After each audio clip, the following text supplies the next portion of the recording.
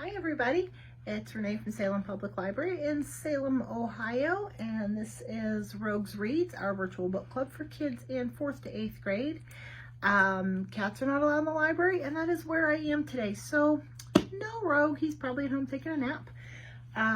We are back in the library a little bit. We are not open, but we do offer curbside pickups, so if you need some books or materials, there's both our website and our Facebook page have detailed descriptions of how you can go about doing that. So get in touch with us and we'll pull some books for you. We'll bring them right out to your car. You don't even have to get out of the car. Actually, we don't want you to get out of your car. We'll bring them right out to you and you can get your material. So if you're needing some print books, you're tired of looking at a screen, and I get that, get a hold of us and we'll get you some fresh books to read. We are still working on the Genius Files, You Only Die Twice. This is book 3 in the series, and our goal is to finish. Our last book club is going to be next Friday, the 22nd. So I think we're going to be just right on target to finish this book for that. And if you've enjoyed this, I do hope you go on and read books 4 and 5 to find out what happens. I know I definitely am going to, because I need to know how this is all going to turn out. We next week also hope to have some information out to everybody. The library won't be open to the public for some time. We're not sure when yet, but we're still doing our best to offer some online programming and hopefully a summer reading program. So I should have some details for you about that next week. As soon as I know what's going on, I will let you guys know. So we're going to pick up with Coke and Pep, and Coke still has not gone into the giant shredder, and that's what we were promised at the beginning, so I don't know what's going on there. They were at Luray Caverns in Virginia, which I told you yesterday was one of my bucket list items, and I really want to visit.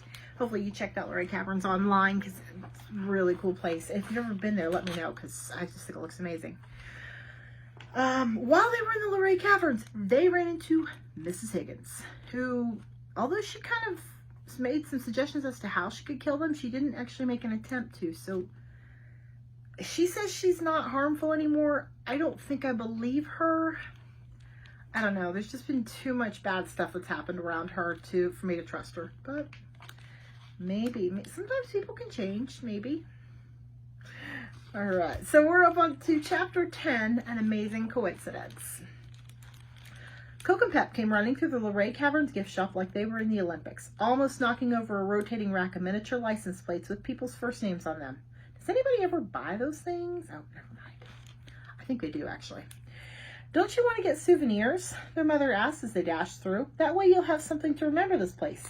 Oh, we'll remember it, Pep said. Can we please get out of here now? Dr. McDonald pulled out of the parking lot and found his way to Route 211 heading west. Mrs. McDonald got out of her seat and busied herself in the little RV kitchen, making sandwiches for everyone's lunch. It was pretty country outside, but Coke and Pep didn't pay much attention to the scenery rushing by the window. Both of the twins had been freaked out by the encounter with Mrs. Higgins in the underground cave. Maybe she was harmless now, they thought. After all, she didn't threaten them or make any move to hurt them. But still, it was hard to trust somebody with her track record. Coke turned on his iPod and bobbed his head to the music. Pep settled her mind down by pulling out her notebook and working on the message she had seen in the sky at the 4th of July fireworks. Level Viz I. She wrote each letter on a smaller scrap of paper and juggled the scraps around as if they were on a Scrabble rack. I sell vive, Lyle vive, ill viz eve, vales veil, live lives. No luck. Pep was getting frustrated. It didn't usually take her this long to crack a cipher. After about 12 miles on Route 211, Dr. McDonald merged onto a big interstate highway, I-81, heading south. Mrs. McDonald passed around her sandwiches. Hey kids, she said, guess what we're going to see this afternoon? Another giant ball of twine? Guessed Coke. No, the Jousting Hall of Fame. Jousting? Asked Pep. You mean like with horses? Yep. That's stupid, Pep said. Who wants to watch two idiots charge at each other on horseback with long pointy poles? Coke and McDonald raised their hands. And it's a guy thing. They pulled off the highway at exit 240 and drove by some rolling hills and lovely Virginia farmland until they reached the little town of Mount Solon, where the National Jousting Hall of Fame is located. Well, to be honest, the Hall of Fame is really just one dusty room in the Natural Chimneys Regional Park Visitor Center. But it is for real. Go ahead and look it up if you don't believe me. What could they possibly have in a jousting Hall of Fame? Pep asked as she opened the door. Not much, really. Inside there was a suit of armor, a mannequin dressed like a medieval page, and some lances. Though disappointed, Mrs. McDonald dutifully took notes and photos for Amazing But True. A little sign said that the jousting demonstrations were given in the park behind the visitor center. The McDonalds went out back and were fortunate that the demonstration was just about to begin. 2 men were on horseback, covered head to toe in armor. You couldn't even see their faces. A small group of families had gathered around them. Jousting is one of the world's oldest sports, one of the jousters said. Do any of you kids know anything about jousting? Medieval knights would charge toward each other and try to knock the other guy off his horse, Coke said, and they were usually trying to win a fair maiden's hand. That's right, the second jouster said, but today, jousting is a regular sport. He explained that they used a series of small rings, which are suspended vertically from a metal rod. A jouster on horseback will charge 80 feet down a straight track and try to catch the ring at the end of his wooden lance. As jousters get better at it, the rings become smaller and harder to spear. Do those guys sound familiar to you? Pep whispered to her brother while one of the jousters showed people his lance. No, why? Coke asked. I think I've heard their voices before. Oh no. That usually spells trouble for these two. You're nuts. Jousters come from all over the world for our annual tournament, the first jouster continued. It's getting more and more popular each year. In fact, jousting is the official sport of Maryland. Would any of you like to learn how to do it? No thanks, Coke said. We just had lunch and my mother told me never to joust on a full stomach. People laughed, but nobody volunteered. Then we'll show you how it's done, said the second jouster. He gave the reins a snap and his horse galloped down the road, then turned around and charged back. He was holding his lance out in front of him, and at the last second he aimed it for the ring that was suspended over the road. He speared it cleanly and got a nice round of applause. After the jousters had repeated that a few times, they jumped off their horses and took a bow. The crowd dispersed, and the 2 jousters led their horses toward the stables at the far end of the field. Mom, can we get their autographs? Pep asked. What do you want their autographs for? She replied. They're not famous or anything. Who cares? Coke said. They're cool. They should be famous. An autograph would make a great souvenir, Pep said. It would give us something to remember this by. Okay, go ahead if you want, said Mrs. McDonald. Dad and I will be in the RV. Why? Why do they have to wander off on their own? This is just going to be trouble. By the time the twins made it out to the stables, the 2 jousters had already peeled off their suits of armor, but they hadn't taken off their helmets yet. Can we have your autographs? Pep asked, holding out her notebook and a pen. Sure. The jousters signed Pep's notebook and handed it back to her. Then they pulled off their heavy steel helmets and replaced them with bowler hats. Coke and Pep freaked. It's you! Coke shouted, the bowler dudes! At your service, said the bowler dude with a mustache. Run, Pep! I know what you're thinking, dear reader. You're thinking that the bowler dudes are going to kidnap Coke and throw him into a giant shredder that they have stored in the stables. But you're wrong. Totally wrong. In fact, the twins didn't even run away. There was something about the genuine twinkling smiles on the bowler dudes' faces that kept Coke and Pep from bolting. You're killers, Coke shouted, pointing an accusing finger at both of the bowler dudes. You tried to kill us at the Singing Sand Dunes in Nevada. You grabbed us at the house on the rock in Wisconsin. Relax, said the clean-shaven bowler dude. My brother and I are out of that business. We've heard that before, right? He's lying, Coke told his sister. Don't believe a word of it, Pep. My brother is telling the truth, said the mustachioed bowler dude. After Archie died and Dr. Warsaw got married, we didn't know what to do with ourselves. Mrs. Higgins became a spelunker. Then we heard about this place. It's a great way for us to blow off steam and practice our art, the art of jousting. That's a lot of bull, said Pep. We're not falling for that. Oh, no, it's true, sweetheart, said the mustachioed bowler dude. We're all about the rings now. Coke peered into his eyes as if that would enable him to see into the man's soul. The guy looked so sincere. You expect us to believe that it's just a coincidence that you're here at the same time that we're here? Pep asked. The coincidence is that you are here at the same time that we're here, sweetheart, said the clean-shaven bowler dude. Are you sure you're not following us around? Yes, Pep exclaimed. People are capable of changing, you know, said the mustachioed brother. Why should we trust you? Asked Coke. Well, look at it this way, the mustachioed bowler dude said, picking up his lance. See this? It's 7 feet long. The end is quite sharp, as you can see. Nobody's around. If I wanted to, right now I could take this lance and thrust it into your heart. You would be dead almost instantly. But I'm not doing that, am I? He put down the lance and straightened his tie. The twins were still not convinced. Did you send us a cipher at the 4th of July fireworks? Coke asked. A cipher? Both of the bowler dudes replied. What's a cipher? Come on, Pep. Let's blow this pop stand.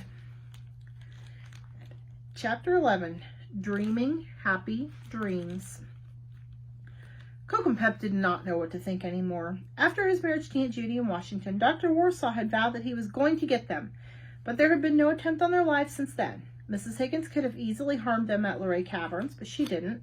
The bowler dudes could have finished them off at the Jousting Hall of Fame, but didn't lay a hand on them.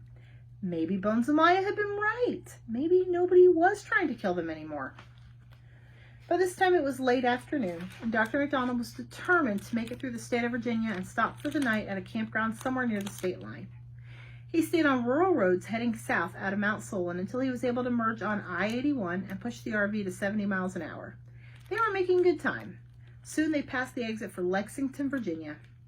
Hey, you'll never believe what they have in Lexington, Mrs. McDonald said, paging through her guidebook. What? Everyone asked. Stonewall Jackson's grave, she replied. Not just his arm, his real gravesite. You're kidding me, Coke exclaimed. For real? Yes, and his stuffed horse, Little Sorrel, is in Lexington, too, Mrs. McDonald said. Well, we should go, Pep exclaimed. In the driver's seat, Dr. McDonald rolled his eyes. Soon it would be dark out, and the thought of driving to the next exit and finding his way back to Lexington didn't appeal to him. Besides, a grave is a grave. To him, the location of a person's remains was not as important as the location where they lived their life, where they achieved their accomplishments. I agree. I wish somebody had mentioned that before we passed the Lexington exit, he announced. There might not be another exit for miles. I don't want to go back now. That's not fair, Ben, protested Mrs. McDonald. When we were near the gravesite of Stonewall Jackson's arm, you said you didn't want to go because it was just his arm. You said you'd go if it was the gravesite of his whole body. And now we get to the gravesite of his whole body and you don't want to go there either?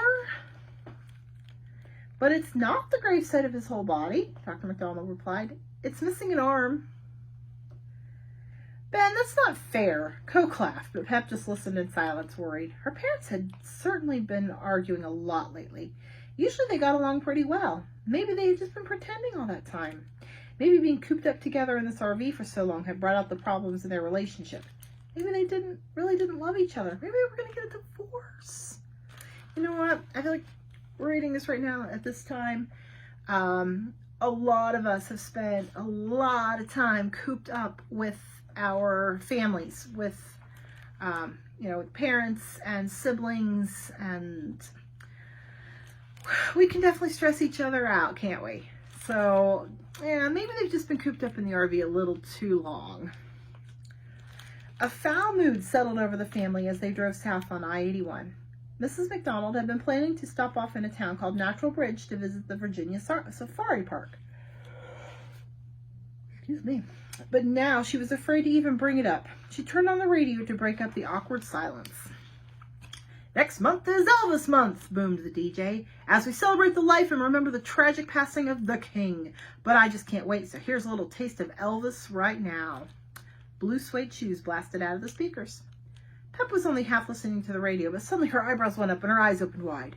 She reached for her pad and rifled through the pages until she found her notes on the cipher that she had been trying so hard to solve. Level this I. Of course! She fiddled with the letters for just a few moments and then wrote something down. Then she punched Coke in the shoulder and whispered in his ear, I got it! You got what? She showed him what she had written. Elvis Live. Level this I is Elvis Live, she whispered excitedly. It's so simple. I don't know why I didn't see it before. Yeah, but what does Elvis Live mean? It wasn't any secret message directed at us, Pep told him. It was probably just an ad for some Elvis impersonator show. They must have mixed up the letters. But why would they put an ad for an Elvis impersonator show at the end of the fireworks? Coke asked. Who knows? Who cares? Said Pep. What matters is that Bones and Maya were right. Nobody's trying to kill us anymore. Not Dr. Warsaw, not the Bowler dudes, not Mrs. Higgins, and certainly not Archie Clown. It's all over. We're in the clear. It was nighttime when the McDonalds finally pulled into Paradise Lake and Campground just north of Danville, Virginia. They had a quick bite to eat, and then the twins got ready for bed. They had made it almost all the way through the state of Virginia. There had been no attempts on their lives since Archie Clone had tried to drop them on the Washington Monument. For the first time in a long time, Coke and Pep felt totally secure. They slept soundly, dreaming happy dreams and looking forward to the rest of the summer and the rest of their carefree lives. They had no idea that terrible, horrible, violent things were about to start happening to them. And one of them, of course, was going to involve a shredder.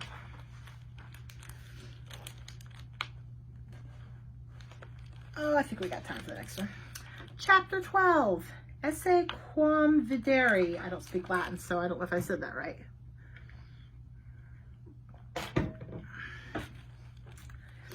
Coke and Pep woke up on the morning of July 6th to the smell of waffles. Mrs. McDonald was attempting to make them on the barbecue grill outside the RV, which was a complete disaster. But the rest of the family had to give her an A for effort. Even bad waffles taste pretty good. I wonder how Aunt Judy and her new husband are doing, Mrs. McDonald said as they ate. Maybe I should give her a call. We're on their honeymoon, Dr. McDonald said. Leave them alone. The twins didn't want to think about Dr. Warsaw. They ran off to explore the campground, which had its own lake with swimming, fishing, and paddle boats. They chose badminton instead and played just long enough to remind themselves how boring badminton was. Then it was back on the road, Route 29 heading south out of Danville. Life was good. It was going to be a jam-packed day.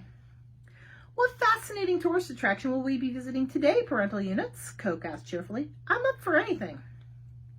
Yeah, we don't care, his sister said. I would even go to another museum. Isn't this the best vacation we ever had? Coke added. I'm having such a good time. Me too, Pep added. Driving cross country is way better than going to Disney World or some lame theme park. The parents looked at each other suspiciously. Neither could remember the last time the twins had been so cheery and full of enthusiasm about anything. Maybe when they were in second grade? Something had to be up. You kids seem awfully chipper today, Dr. McDonald said. Did Mom put happy pills in your cornflakes? We didn't even eat cornflakes today, Dad. Pep told him, rolling her eyes. We had waffles. You know that. It's just an expression. Cornflakes are an expression? Coke asked. We're just in a good mood, Pep said, the cheerfulness already gone from her voice. Aren't we allowed to be in a good mood once in a while? Now you're bumming me out. And it was over. The moment had passed. Back to normal. That's the teenagers I know, Mrs. McDonald muttered. The family had only been on the road for a few minutes when a sign came into view. Welcome to North Carolina, nation's most military-friendly state. Woohoo, yelled Coke. Esse quam videri. What does that mean, Pep? How should I know? Her brother replied. I don't understand Latin, but it's the North Carolina state motto. You memorize the state motto in Latin, even though you don't understand the language, Pep asked. That's demented. Don't call your brother demented, yelled Dr. McDonald from the driver's seat. I can't help knowing stuff, Coke explained. I memorize everything. I wonder why states need to have a motto anyway, Mrs. McDonald said. And why do they have them in Latin? Hardly anybody speaks Latin. Even Latinos don't speak Latin, Pep mused. I wonder why they're called Latinos. Because they come from Latin America, Coke said. But why is it called Latin America if they don't speak Latin? Pep asked. I have no idea, Coke told his sister. But I do know that North Carolina is the largest producer of sweet potatoes in the country. That is a good activity for you today. Find out why it's called Latin America. Yeah, and the reason why you're such a moron is because your brain is clogged up with all that random information, offered Pep. Don't call your brother a moron, said Mrs. McDonald. That's okay, Mom, Coke said. I can take it. She's just jealous because I'm smarter than she is. You are not. R2, R2D2, C3PO. Hey, knock it off back there, Dr. McDonald hollered. I'm getting a headache. So where are we going today, Coke asked. What do they have in North Carolina? Mom took out her laptop and started poking keys. Oh, it's a wonderful state, she said. There's so much to see, but it's very wide, and some of the places are just too far away from each other, I'm afraid. We'll have to choose a few. I'd love to go search for the lost colony on Roanoke Island, said Dr. McDonald. What's that, Dad? Asked Pep.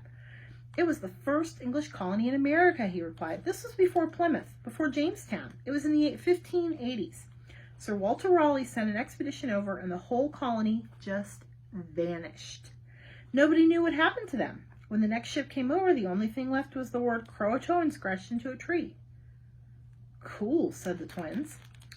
So in other words, there's nothing to see there, Mrs. McDonald said dismissively. I actually did go there last fall, and there's not really anything to see from the lost colony, but oh my goodness, it's absolutely beautiful. Beautiful gardens there. So I actually recommend that one. There's a 15-foot tall statue of a moose in Mooresville, North Carolina, but that's all the way on the coast. So is Roanoke. The world's largest hammock is in Point Harbor. Dr. McDonald gripped the steering wheel tightly. I'm not driving hundreds of miles to see a statue of a moose. Mrs.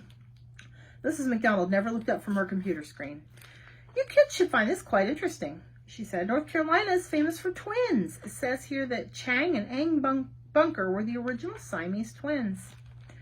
They were joined, and so now we say conjoined twins.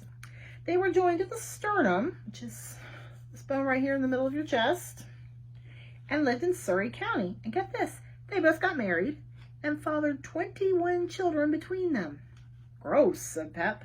Chang and Ang died on the same day in 1874, Mrs. McDonald read, and they're buried in White Plains, North Carolina. Let's go there, Coke exclaimed.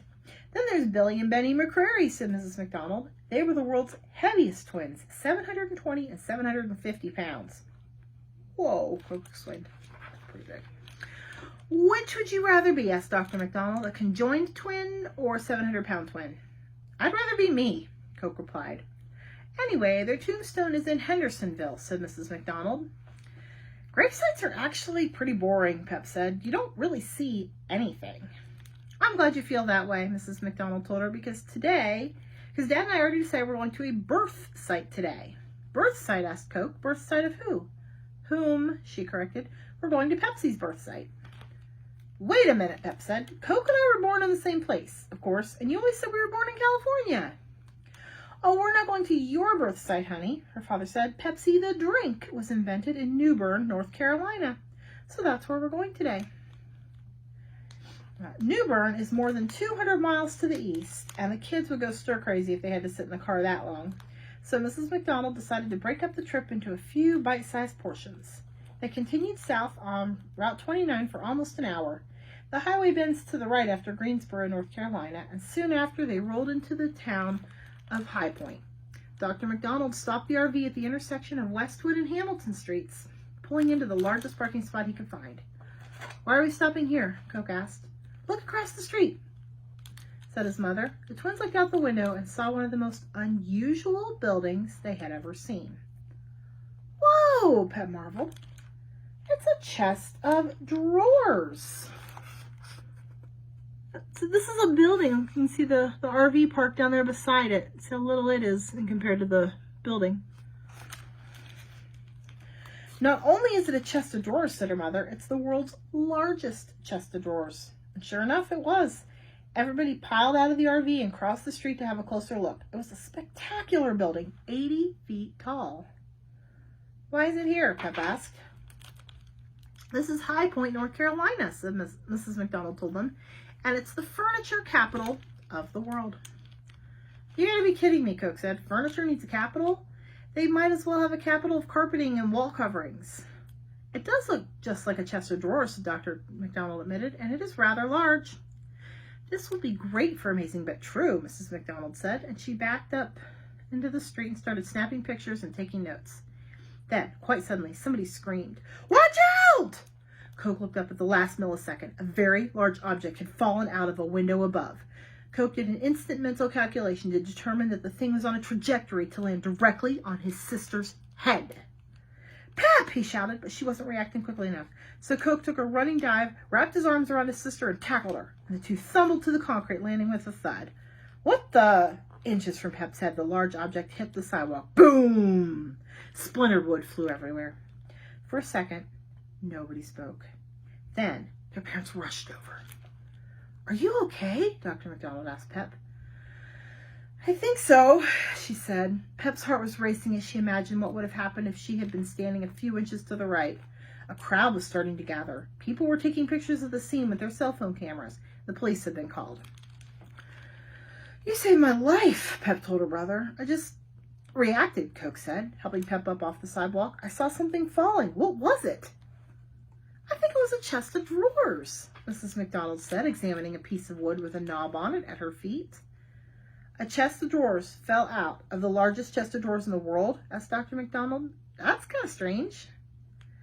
"It fell, or maybe it was pushed," Coke said. "Don't be silly," Mrs. McDonald said. "Are you suggesting that somebody did that on purpose? Why would anyone want to hurt Pep?" Coke and Pep looked at each other. Their parents, of course, were completely unaware of what the twins had been through on this trip so far. And since the day Coke and Pep were recruited to join the Genius Files program back in California, they had been forced to jump off a cliff, locked in a burning school building, pushed into a sand pit and left to die, thrown into a vat of Spam, zapped with electric shocks, lowered into boiling oil, drowned in ice cream, almost deafened by heavy metal rock music, and chased through the streets of Chicago by enraged Cub fans. Coke helped his sister, still trembling, back into the RV. Their parents gave a statement to the police, who had just arrived on the scene.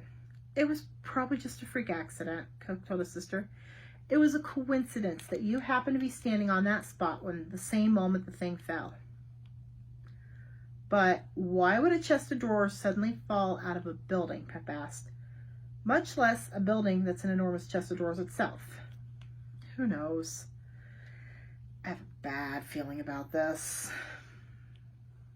Pep said. And that is the end of chapter 12. And still no Shredder. What is up with this giant Shredder thing? I think he's just teasing us. We will pick up tomorrow with chapter 13. And maybe we'll finally find out about this Shredder. Stick with me. We'll see if there's actually is a Shredder in this book some point. And I will see you guys tomorrow. I probably will have Rogue with me tomorrow, unless he's being a snob and doesn't want to do videos. We'll see. So have a wonderful afternoon. I'm recording on Wednesday morning, and it looks like it's beautiful outside. So get outside and enjoy the sunshine. Stay safe and stay healthy, and I will see you guys all soon. Thanks. Bye.